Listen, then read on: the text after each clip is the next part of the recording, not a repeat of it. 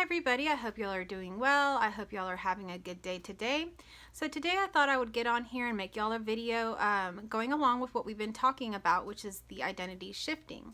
So I have a couple of videos prior to this one. I would recommend watching those videos because then this one would make more sense. There seems to be, or apparently there is, some sort of steps to doing this, especially when you haven't had the no self or non-dual realization. So my videos are all coming from a space where I originally had what I didn't really know I was having was a twin flame journey. From that journey, I had a non-dual realization, and in that you lose your sense of self and everything is realized for what it really is, which is nothing. And so nothing is what everything comes from. So science is catching up to this now. You can look into quantum science and you can look into more of that, but everything is essentially being created from nothing. So if everything's created from nothing, how can you, as whoever you're appearing to be, create yourself in the way that you want to be, your most authentic and most aligned self to who you really feel that you are? So that is going along with all of that. So it is a bit more complicated, so you will have to watch those previous videos to have a little bit of understanding. But if you're going to continue on watching now, I'll kind of do a little bit of overview of what we've discussed so far. So the first part of identity shifting, reality shifting, or, just having a change in general is to imagine it, to dream it. So it starts in your imagination. Everything that's ever come into existence, everything that's ever come from nothing has come from imagination. That is the nature of our reality. It's like a big giant brain that imagines everything and anything in this infinite possible universe that could be. So it's just constantly imagining. And it's very much like our own brain. So it's imagining all of these things. So at a smaller level, at a more limited level, because what you are appearing as right now is very limited. It's not what you are. What you are is actually everything. What you are is actually life. It's what's doing this. It's what's animating all of this. So anyway, aside from that, if we're just focusing on the identity shifting as this limited individual that, we're appearing to be, in that state, you will have to see that you are more than a limited person. You will have to align yourself, and that will happen naturally as you continue to work on yourself and watch these videos and whatever it is that you're doing. If you're in therapy, whatever it is that you're doing for yourself, all of that it's in perfect alignment already. But sometimes what's happening now is perfect. There is a time and space somewhere along all of time and space where this is what is happening, and it's perfect. But there is so many other options that you can choose from. So let's say for some reason you don't really feel in your heart that you're completely enjoying this experience that you're having. So in that case, you can actually just move. You can choose to move to another time and space where you are, I don't know, maybe for a lot of people it's money, where you're a billionaire, or where you're happily married, or where you're not in debt or whatever. So somewhere in time and space, that version of you exists, and you can just move to that one pretty simply if you just stop identifying as what you are and start identifying as the other version of you that already exists. So you don't necessarily have to create anything, but it is created in your mind. It feels that it's being created in your mind, just like free will feels like it's free will. It all feels like it's like coming from you, that you are doing it. And it does work that way. I mean, it's already created, but you do have to imagine it. You do have to believe that it exists. If you don't even have the belief that it exists or that it could be possible, let's put it that way, then you can never choose to move to that other timeline. You can't move to something that you don't even believe exists, okay? So you have to imagine it. You have to dream it. And that's all happening in your own imagination. That's very simple. It's the same sort of imagination that you have as a child.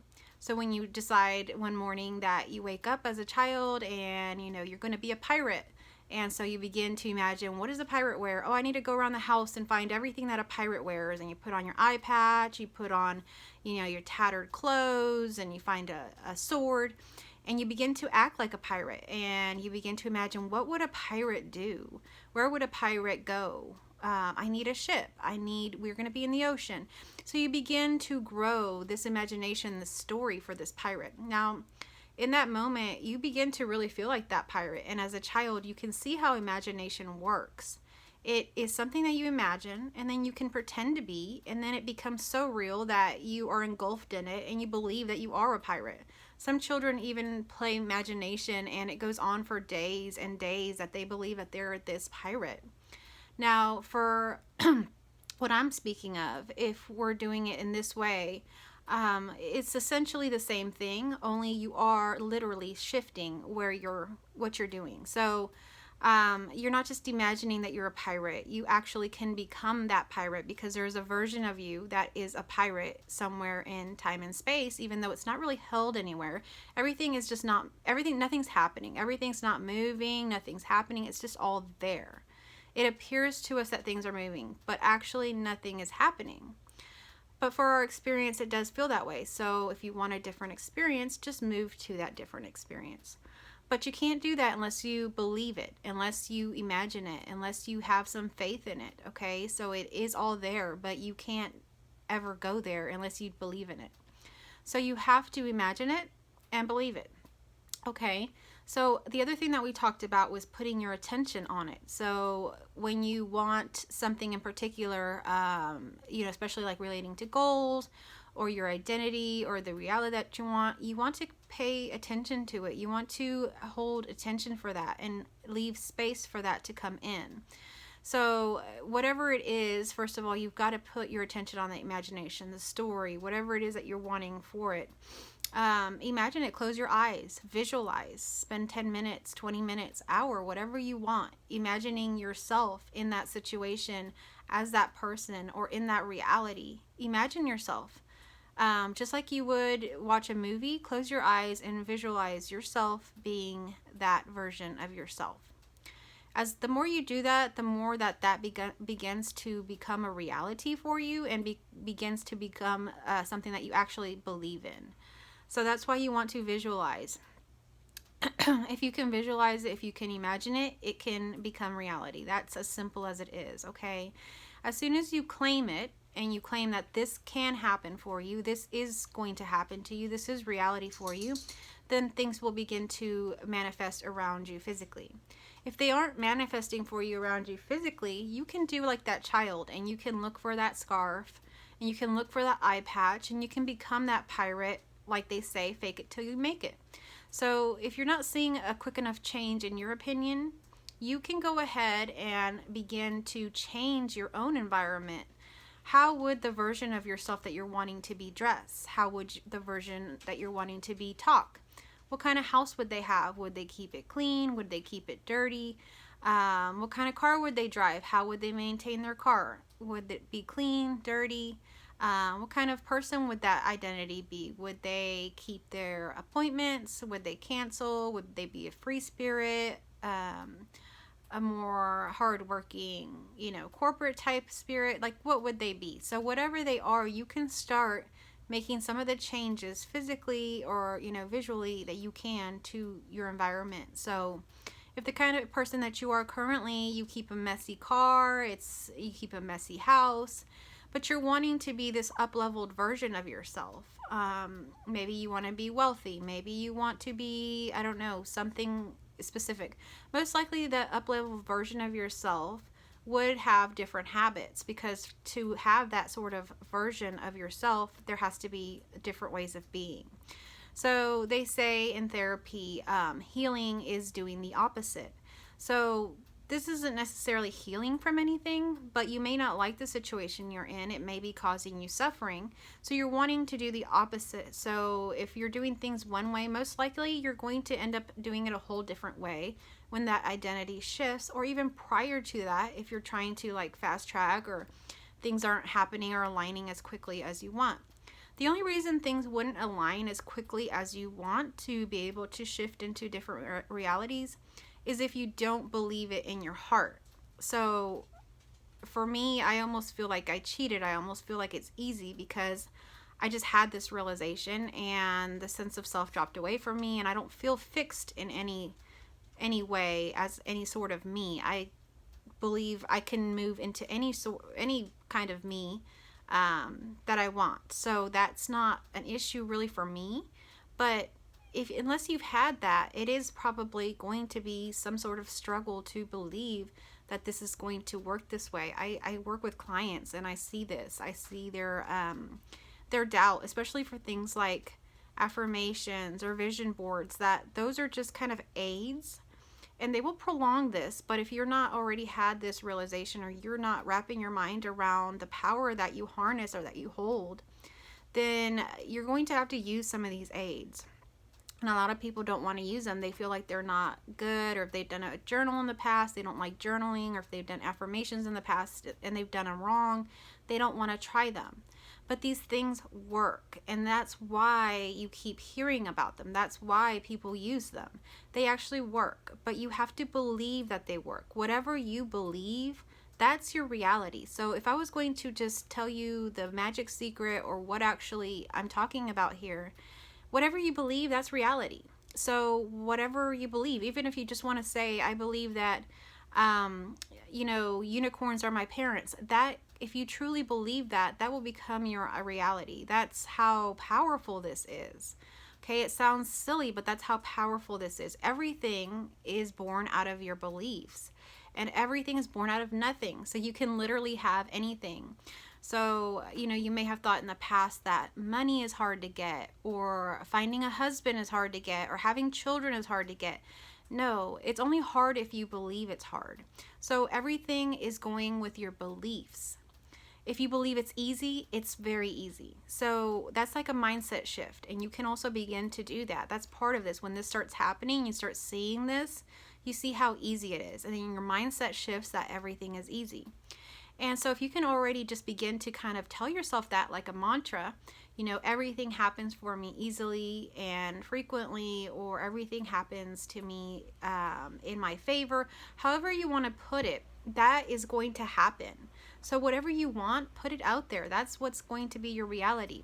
You have to claim it for yourself. If you don't, then that's what you get. So even things that are very serious, let's say you're sick with something.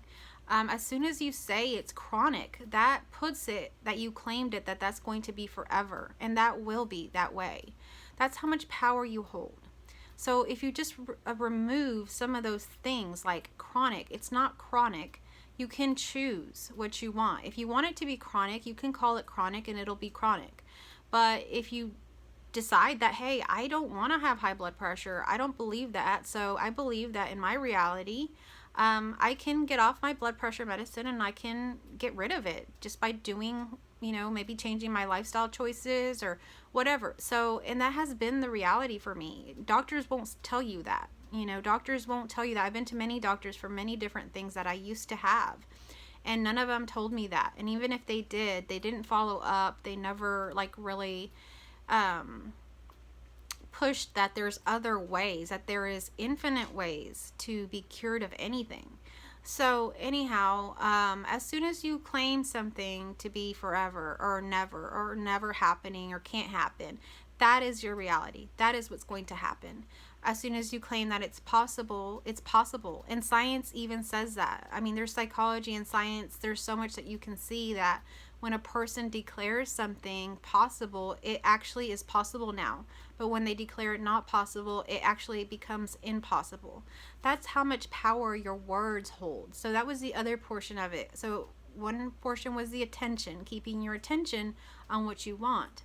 So when someone says it's chronic, you deny that. It's not chronic. So your attention is back on the possible, not the impossible. And so the next part of that is the words, and that also goes along with the attention. So when you speak something or you put it in writing, it has power. That's why when you get pardoned, let's say you're in jail or prison and you get pardoned of a crime, you have to sign and accept your pardon to be released. If you don't do that, you will never be released. When I was talking to my brother about, he runs a company and he's having some trouble with coworkers. When they come into meetings, they don't seem to really take the meeting seriously. They're always talking off task. So one of the simple things that I suggested for him was something that a lot of places already use. When you walk in, you sign in to your meeting. So you have a sign-in sheet and you sign in next to your name that you're here at the meeting, and you go sit down. And that signals to the brain, or in that scenario, that you are now at a meeting. So signing your name, writing, speaking something into existence changes the energy of everything to whatever it is that's happening. But if you don't do anything to signal that, everything is always in constant change and chaos, okay? So you have to take some of that power and harness it for yourself if you want something to happen, right? Or if you don't, then just be, and that can be very beautiful as well. So that act of putting something into words is very important. Same thing with like most religions. They have their own written doctrine of some kind. That they have like whatever their beliefs are clearly written, like the Ten Commandments or the Bible, or they all have their own books, and then they also have their like their Ten Commandments, their whatever they follow, they have that written out somewhere. And that is very powerful right there. Just the fact that that exists harnesses and has so much power in itself. So anything written is very powerful, and that you will see in history with any like historical documents, anything like that, that has to be written. So one thing you can do is begin to journal. So you can journal and you can write goals, you can do anything you want. However you want to do this, you create the game. So I'm sort of on here teaching something, but the truth is what I'm teaching is something that I follow, is something that I do. But if you created something different, that would work too. Anything that you believe in works. But if you believe that it doesn't work, it won't work. So you have to believe in whatever you want to do. So the video today, now that we've talked so long about kind of following up on what we have talked about so far, this video is about the next step. And the next step is to feel it. So a lot of people have asked me, how is it that you can make decisions, or how is it that you do anything without the sense of self, or how is it that decisions are made? Well, decisions are made just like they've always been made. I have to make a decision, so I have to make a choice, and I make a choice, and I can think about it just like you. I can, journal about it. I can talk to people about it. But essentially where my decisions are being made is not so much in the brain anymore. It's in the heart. Although I can do all of those things if I want to consult with other people, to really think about it, to write a list of pros and cons. I choose not to work that way too much anymore. I still can do that. And I still oftentimes do that, but the majority of time, all my decision making and all of the ways that I'm shifting and doing things is happening from my heart. And some people will call that intuition. Okay, so if you're not sure what intuition is, look into intuition. I will probably make a very specific video about this to kind of show you how I make decisions with intuition. So in the past, prior to the awakening, or, maybe even in the past, if we talk about like history, if we're talking about history, a lot of decisions and things were made with the brain. The brain was very important, even up until not too long ago. But after you have an awakening, or even in our current reality that we have now, we're shifting away from the brain and we're going more into the body. And that's what's supposed to happen, because the brain is actually just for the purpose of surviving. So it's always just trying to survive. So that's why it's always trying to keep you in patterns and things that are safe for you. And anything that is unknown is very scary to the person. And that's the brain trying to keep you safe and doing and getting what you need to only survive. But when you go into the heart, that's when you're going into the more feminine energy. So the masculine energy, like I was talking about in a previous video, is more analytical, more in the brain, about doing, surviving, maintaining. Think of a man and a woman's role in a relationship. So the man oftentimes provides. He's the one that protects, all of those things. So that's the brain trying to keep you safe, protect you mentally, protect you with all this. But it's very mediocre, and it's very much working from a limited space of fear. Okay, so it's always fearful, and that's how it keeps you safe, and that's how it keeps you surviving. Because if you didn't have fear, then you would die, right? Because you would have no fear to keep safe, to do anything, and you're safe. You would just die. So when you move more into the body energy, if you're moving in alignment and everything's going right, and you're truly believing what's in your body, what you're feeling, then you will be safe. But the brain doesn't let you do that. The only way of doing that is by moving and starting to do that through your intuition and by trust and by faith in the way that reality works. And so that will all show it to you, but nobody ever really gets to that place because they're so fearful. A lot of people can't get past their fears, can't get past wanting to have this sense of security that like maybe a 9-to-5 job holds, or maybe staying in some relationship holds, but yet there's so much more. So the brain is actually a very limited and constricted space. When you move to making decisions in the body, it's a more flowing, free, loving, and very like peaceful state. So no matter where you flow or go to, you have no anxiety. You have complete faith that wherever you go, whatever decision happens is completely perfect. So what happens when you have a non-dual realization is you realize that everything's absolutely perfect. It can't be any different, and you're safe. This isn't happening to you. It's not happening to anybody else. Everything is together, connected, seamless, just happening for life's sake, for love, for just experiences. It's just happening. And you can't ever be wrong. So even if I decide tomorrow that, okay, identity shifting or this or that doesn't work, I think this works, then that will work. So whatever you believe works, you can never go wrong. You're completely caught in the safety net.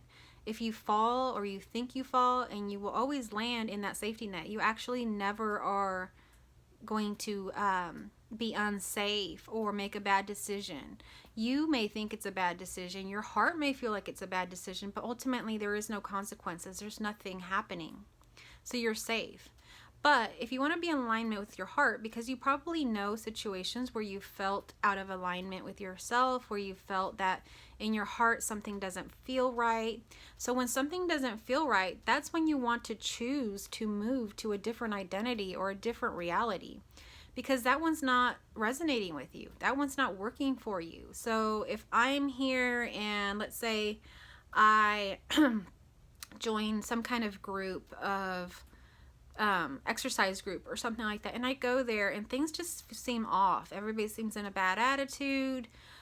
Things just are going wrong, and all of this. So I'm starting to get this feeling like, okay, something's not right in this exercise group. So I'm working with my intuition. I won't return there. That's how I work now. If it doesn't feel right, I won't go there anymore. So I've cut that off. I no longer go to that exercise group. So I go try to find something else that feels right. Or even better, I visualize in my head, go home and visualize the perfect exercise group. And before you know it, tomorrow I might join a different one, and that one's perfect. It's exactly how I envisioned it. So you can always restart. There's a lot of grace in this. At any moment, you can choose something different. If you're even interacting, let's say, with your husband or your wife, and you're having like an argument, things aren't going well, you can step away, take a couple deep breaths, and come back with a different attitude or a different expectation of what's going to happen here. So, you can take a deep breath and think, what, this isn't working, what I'm doing here. And it could just be happening completely unconsciously that you're having this argument. Stop when you become conscious. When you start to feel something in your heart, back away and come back in a different attitude. And most of the time it's to come back with love and grace, and then everything changes. That person will just transform in front of your face. They will become loving, soft. You'll see the changes in their face and their demeanor, and things will begin to resolve how you want them to. So you want to be cautious of your energy, like how things are feeling. How do they feel? Like, are you having emotions of anxiety, of fear, or is it of love, of joy? So you want to go with the emotions of love and joy. If something doesn't feel very good, you don't want to go there unless you're working through your trauma. Now, this is a very big thing. If you do have past trauma and stuff like that, you do kind of want to get in there and work with it and feel it until it begins to feel right for you. And then that will do way more than just shifting. You do want to go into those spaces. And now that, I will also make a video on inner work and how to do that. And that can be resolved very quickly as well. I mean, it could all be resolved simultaneously in this moment. So, while some people talk about years and years of therapy, yes, that is very good. And it can really help you get to the space where what we're talking about here today. But if you're not there yet and you're already in here with this content, we can still work with that, okay? So for that sort of thing, I do offer the one-on-one sessions, and I've been working even prior to this realization, counseling, okay? So my background's in psychology. It's something that, I've been doing for a long time, working with people on inner work, and that definitely does transform the person. While a lot of people in non-duality talk about there's nothing to do, nothing to fix, nothing, there is something, okay? There is something that's not right, that can go wrong, and you won't feel aligned most of the time. Even if there is joy and happiness happening around you, if you had a lot of trauma experiences, you will kind of be blocked. What I do outside of, I don't do YouTube for a living. What I do outside of YouTube, what I do for a living, is work with people like that. So if you are finding yourself in that stage, I can see how it's hard to understand or translate this into your reality, what I'm speaking of. And that's where I would say schedule a one-on-one session and let's look into that, okay? And actually, this reminds me. So I was talking to my brother just yesterday, and this is why this is fresh on my mind. And he was talking about how he was having issues at work with those people not really taking meetings seriously and things like that. Then he also talked about a woman that works there, and I don't know what her role was, probably like a receptionist or something, who was like very timid and, wasn't really asking for anything. Nothing was happening. Kind of somebody that just brushed everything underneath the rug, and just waited for like it to turn into a big problem, and then she would deal with it, sort of thing. So anyway, most of the stuff could have been dealt with if she had asked for help, apparently. So we were talking about how to show her, or how to, manage her in that role, to be able to make decisions quicker and, with more authority and more belief and faith in them. So we were talking about that whole thing. And then that kind of reminded me of how I used to be. So I used to be the kind of person growing up as a child that I was considered shy, but so this is what one of the things that kind of manifested from that was that I would usually ask people, like if I wanted to ask a store clerk or like a waitress or another adult or anybody that seemed older or in authority to me a question, or I wanted to ask them for something, I wouldn't ask them myself. I would go ask my brother, can you go ask so-and-so this? Or I would go ask my mother to ask for me.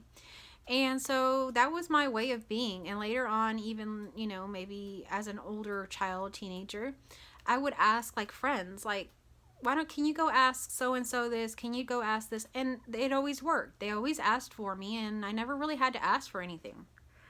So I grew up into an adult that didn't necessarily do that anymore because that seemed kind of immature.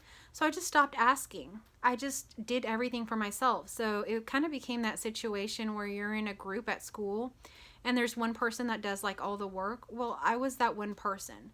And that really helped me in the way that I got to move up in my jobs and got more like management type roles in my job. But at the same time, I was having to do all the work and I didn't have any help. So anytime I was in a group setting or anything and something had to be done and I noticed nobody was doing it, I would do it. Or if I was in a group setting and nobody was offering to do stuff, I did it. So I did it, but I did these things kind of like they were work. So I kind of did it. I would consider myself an introvert. So I kind of did it doing the work. But if it had anything with doing with speaking or presenting, I always gave that to somebody else. So they were presenting my work and they were getting some of the credit. So, it wasn't really benefiting me to be in that way. So I was talking to my brother, and what I began to feel in my intuition while I was talking about this was the feeling of where that came from. So I had an intuitive response to it. So I felt it in my heart when I was talking to him that the reason that I didn't ever ask anybody to do anything or for anything was because I didn't feel worthy enough. I didn't feel that they would want to do it for me, or I would feel that they would resent me for asking them to do it, or that I was a bother to them for asking to do it. So I wanted to kind of protect myself from that. So I asked others to take that role. So that was a bit of the unworthiness was still there. So if you carry that unworthiness in you and you're trying to do the work and the things that I'm talking about, it's not going to work. Because if you innately, in your intuitive, in your heart, feel that you're not worthy, then you don't feel that you're worthy, and you don't feel that you have the power, that you are everything, that you are worthy, that you're empowered, that you can do anything, that everything is possible for you, that you are divine, that you are this creator, that you are in all of everything, and everything is here for you, for your benefit, for, you know, your pleasure, for your joy. So if you don't believe that you're even worthy of asking a question or asking for something, then you are never going to be able to move anywhere. You're going to stay stuck. And that's where I would recommend the inner work of working with those emotions, with those things that are still there. And most of these things have happened in childhood. Of course, there's no timeline, but we identify with some sort of timeline that we came from this space, that we had this childhood. So whatever you're identifying with, that's creating your reality. And I was identifying as that shy little girl that didn't ask questions. So I felt unworthy. And so nothing was happening for me. I was just doing a ton of work. That's what was happening to me. And yes, I became, you know, more of a manager role, but I wasn't delegating things. So all I was doing was overworking myself and burning myself out. At some point, that changed, and I began to ask people to help me with things and delegate things. And it began as simple as like asking someone like at a restaurant, or bringing up to somebody at a restaurant that my order was incorrect, and them fixing it, and then like erasing it off my tab, and, you know, giving me a gift certificate for the next time. And I began to see the power of your words. So if you ask, if you point out, if you don't like something, say something about it. So when the Bible or any of your religious texts say, ask and you shall receive, or ask and, you know, believe it and it will be yours, there is truth in that. That is why that is in that Bible. That is why it's in whatever religious text you've seen. That is a truth. That is a reality. That is how things work. So I began to do that, and I saw the power in that, so I began to do it more, and every time was the same thing. There was so much power in that. So I changed. I wasn't a person that didn't ask questions or didn't ask for things anymore. I was now a person that was empowered to stand up for whatever they wanted. You know, if I didn't like something, I could say something about it, and to ask for help or ask for what they want and get it, and have the attitude that I will get it, and it works. So I am no longer that other identity. The person that was shy, the person that never asked for anything, doesn't exist anymore.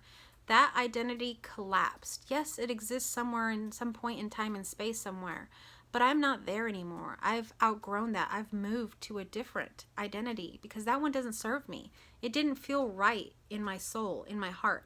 So all the decisions are made from feeling.